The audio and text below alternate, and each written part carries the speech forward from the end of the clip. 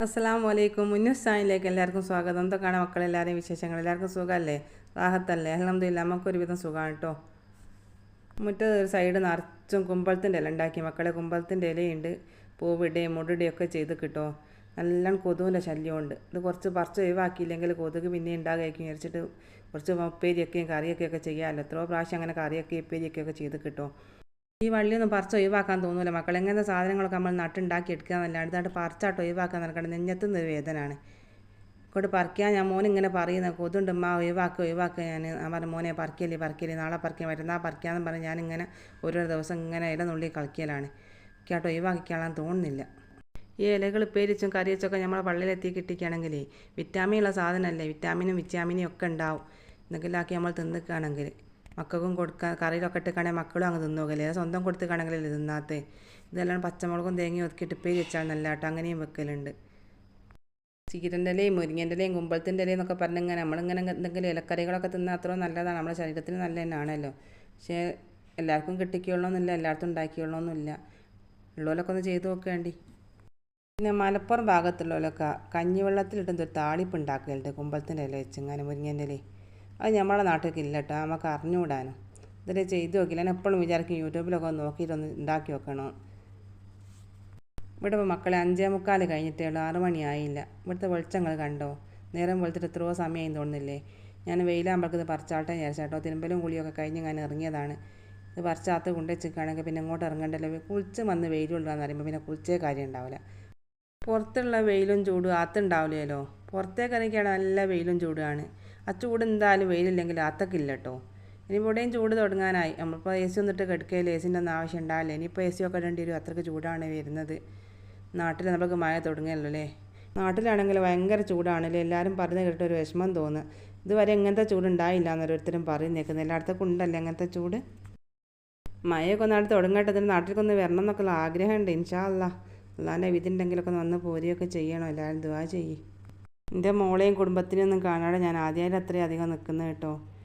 മക്കളൊക്കെ പിന്നെ ഇവിടെ അന്നേം കൊണ്ട് കാണാൻ കഴിഞ്ഞ്. എൻ്റെ ചെറിയ മോളെ കാണാനൊക്കെ വല്ലാത്ത പൂതിയുണ്ട്. അതുകൊണ്ട് അമ്മച്ചിമാരൊക്കെ എണ്ണി കുത്തിരിക്കുകയാണ്. കാക്കൻ്റെ അമ്മച്ചി ഞാൻ പോയിരുന്ന അന്ന് മുതൽ എണ്ണൽ തുടങ്ങും, ഞാൻ തിരിച്ചവിടെത്തുന്നത് വരെ. ഞാൻ വിളിക്കുമ്പോൾ ഒക്കെ പറഞ്ഞ് പോയിട്ട് ഇത്രയും ദിവസമായിട്ടോ എന്ന് പറയും. ഓരോ ദിവസം ഇങ്ങനെ എണ്ണി കുത്തിരിക്കുക. തിരിച്ച് നാട്ടിൽ വന്നിട്ട് അമ്മച്ചിമാരെയും ബാപ്പിച്ചിമാരെയും ബാക്കി കുടുംബക്കാരെയും എല്ലാവരെയും കാണാനുള്ള യോഗവും ഭാഗ്യമൊക്കെ ഉണ്ടാകും. എല്ലാവരും ദുആ ചെയ്യും. എല്ലാവർക്കും ആരോഗ്യവും ആയുസ്സും ഒക്കെ ഉണ്ടാകട്ടെ.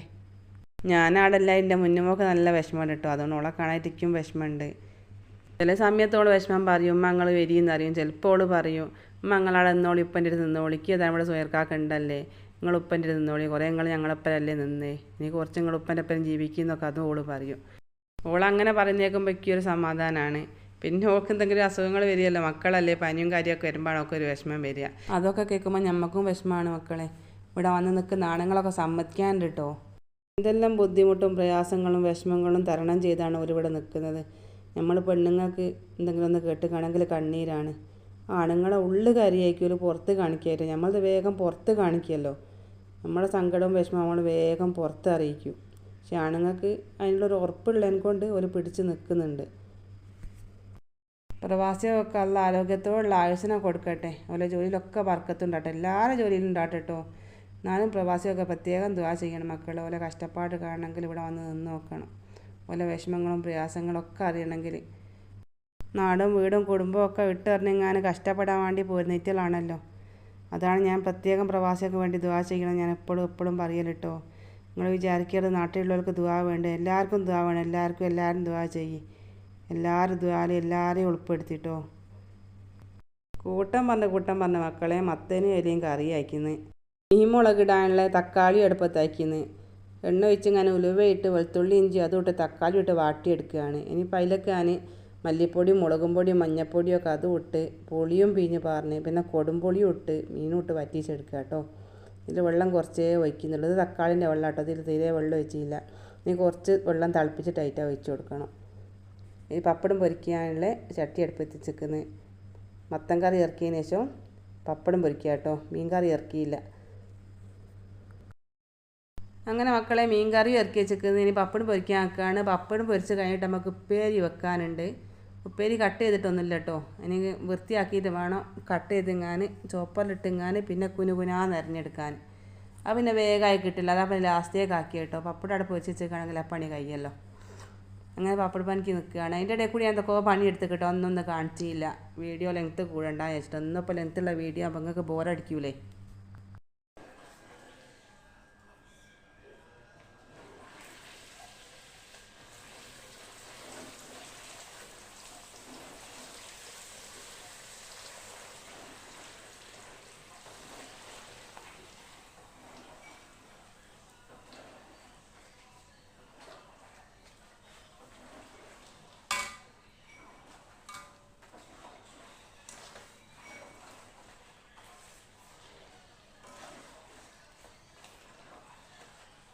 നമ്മളെ വീഡിയോ കണ്ടിട്ടേ ബോറടിക്കുന്നതിലൊക്കെ ഉണ്ടെങ്കിൽ കമൻറ്റ് ചെയ്യാണ്ട്.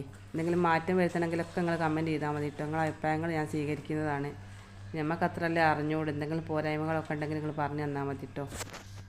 ഇങ്ങനത്തെ വീഡിയോ ഒക്കെ നിങ്ങൾക്ക് ഇഷ്ടമെങ്കിൽ അതൊന്ന് കമൻറ്റ് ചെയ്യാണ്ട്. അങ്ങനെയാണെങ്കിൽ നമുക്ക് ഇങ്ങനത്തെ തന്നെ ഇട്ടാലും മതിയല്ലോ. എന്തായാലും നിങ്ങളുടെ അഭിപ്രായങ്ങൾ ഞാൻ സ്വീകരിക്കൂ. നിങ്ങൾ കമൻറ്റ് ചെയ്യാം കേട്ടോ. അങ്ങനെ നമ്മളെ ക്യാരറ്റിൻ്റെ മക്കളെ കഴുകി വൃത്തിയാക്കി മൊഞ്ചായി കൊണ്ടുപോയി നിൽക്കുന്നു. ഇത് കണ്ടോ നിങ്ങൾ, ഈ മോട്ടറിൻ്റെ മുകളിൽ കണ്ടില്ലേ 2 വരയുണ്ട്, 1 വരയുണ്ട്. സ്പീഡ് കൂട്ടാനുള്ള കേട്ടോ 2 വര, മറ്റേത് 1 സ്പീഡ് കുറയ്ക്കാനുള്ളൂ. നമുക്ക് ഇതിൽ വേണമെങ്കിലും കട്ട് ചെയ്യാം. ഞാൻ 2 പാട്ടും ഇങ്ങോട്ടും മാറ്റിയൊക്കെ ചെയ്യുന്നുണ്ട് കേട്ടോ. അത് അലമ്പൊക്കെ കട്ട് ചെയ്തിട്ടുണ്ട്, ചെറുങ്ങനായി കിട്ടും. വേഗം കയ്യല്ലോ പരിപാടി. ചിലത് ഫുള്ളായിട്ടൊന്നും കാണിക്കില്ല. അവിടെ ഇവിടെയൊക്കെ ഇതൊന്ന് കാണിച്ചില്ല. കാണാത്തവരൊക്കെ ഉണ്ടാകില്ലേ, കഴിഞ്ഞ വീഡിയോയിലൊക്കെ ഞാൻ ഇങ്ങനെ നിൽക്കും തിരക്കൊക്കെ കാണിക്കുന്നതല്ലേ. ആ ജാറിൻ്റെ അടിയിൽ മക്കളൊരു വാഷറുണ്ട് കുടുക്കി വെക്കാനുള്ളത്. ഇത് ഞാൻ കട്ട് ചെയ്യാവുന്ന സമയത്താണ് തിരഞ്ഞെടുക്കുക. അന്നപ്പോൾ തിരിയാനുള്ള സമയത്ത് ഉണ്ടാകുകയില്ല. അന്നപ്പോൾ കുറച്ച് തിരിഞ്ഞിട്ട് അവിടെ നിർത്തി വെക്കും. പിന്നെ ഇങ്ങനെ അത് കട്ട് ചെയ്യട്ടെ വിചാരിക്കും. ആ വാഷർ വെച്ചില്ലെങ്കിൽ ഇതിങ്ങനെ തള്ളി കളിക്കും. ആ വാഷർ എപ്പോഴെങ്കിലും തിരിഞ്ഞു നോക്കി എടുക്കണമെന്ന് വെച്ചാൽ പിന്നെ അങ്ങ് മറന്നു പോവുകയും ചെയ്യും. ഈ തൽക്കാലം നേരം കൊണ്ട് വെച്ചാൽ പിന്നെ തിരിയുക.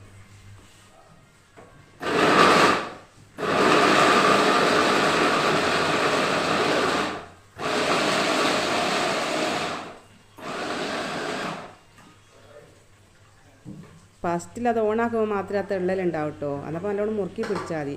മുറുക്കി പിടിച്ചില്ലെങ്കിൽ മക്കളതെല്ലാം കൂടി അടുത്ത അറബിൻ്റെ പോലെ മുറ്റത്തങ്ങ് എത്തിപ്പോവും. അവിടെ പോയി പെറുക്കി കിട്ടും.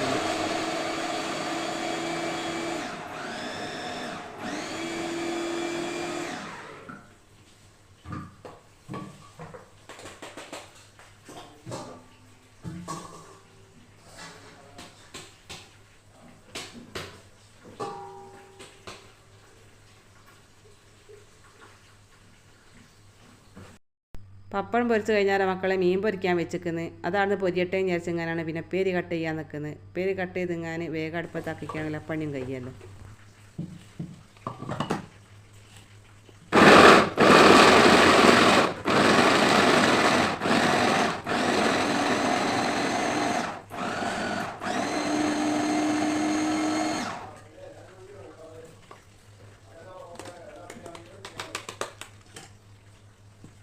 ഇത് നല്ലോണം ചെറുതായി കിട്ടിയിരിക്കുന്നു കേട്ടോ. ഇനിയിപ്പോൾ എങ്ങനെ വേണ്ടെങ്കിൽ ഒരു പ്രാവശ്യം കറക്കുന്ന കുറച്ച് അനച്ചാൽ മതി.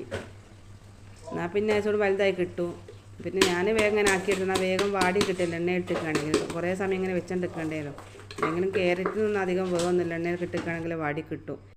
ലാസ്റ്റ് ഞാൻ ഈ മുളകും കൂടി കൂട്ടിയിട്ടാണ് കേട്ടോ ചോപ്പ് ചെയ്യുന്നത്. ക്യാരറ്റിൻ്റെ കൂട്ടത്തിൽ അങ്ങോട്ട് നല്ലോണം പൊടിയായിട്ട് ഇതും അരിഞ്ഞിട്ടില്ല. പിന്നെ നമ്മൾ കൈ കൊണ്ടൊന്നും അരിഞ്ഞെടുക്കേണ്ട ആവശ്യമില്ല. കുറേ മുളകും ഇല്ലേ, കുറേ ഉപ്പേക്ക് കുറേ മുളക് കണ്ടേ, നല്ലോണം എരിവൊക്കെ എല്ലായിടത്തും എത്തുകയും ചെയ്യും. അങ്ങനെ ആകുമ്പോൾ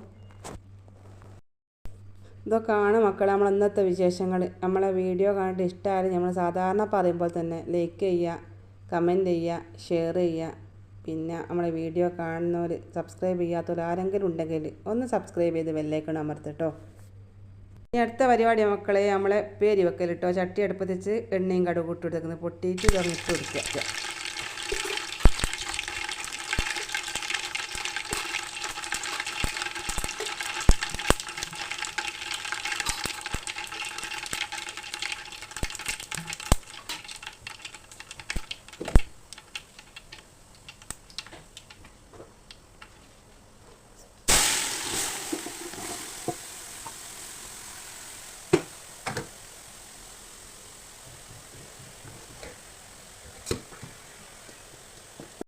അങ്ങനെ നമ്മൾ ഇന്നത്തെ വീഡിയോ ഇവിടെ വൈൻഡപ്പ് ചെയ്യാണ്. മറ്റൊരു വീഡിയോയിൽ ഇൻഷാ അല്ലാഹ് നമുക്ക് നാളെ കാണാം. എല്ലാവരും പ്രത്യേകം ദുആയിൽ ഉൾപ്പെടുത്തുക. അസ്സലാമു അലൈക്കും വറഹ്മത്തുള്ളാഹി തആല വബറകാതുഹു.